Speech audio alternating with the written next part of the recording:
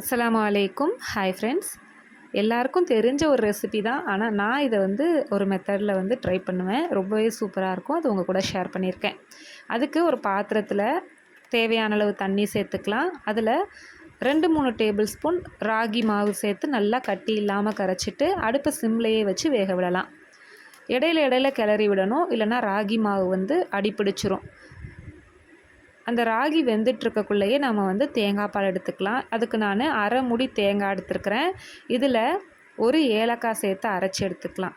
இப்போ நம்ம சேர்த்த ராகி நல்லா வெந்துருச்சு. இது கூட தேவையான அளவு நாட்டு சர்க்கரை, ஒரு பிஞ்ச் அளவு சால்ட் சேர்த்துக்கலாம். இது கூடவே நம்ம எடுத்து வச்சுருக்கிற தேங்காய் பாலை நல்லா தண்ணி ஊற்றி வடிகட்டி இது கூட சேர்த்துருக்குறேன். இதை நல்லா மிக்ஸ் பண்ணிவிட்டு நம்ம சர்வ் பண்ணோன்னா செம்ம சூப்பரான பிரேக்ஃபாஸ்ட் ரெடி ஆகிடும். இது குடிக்கிறதுக்கு அவ்வளோ அருமையாக இருக்கும்.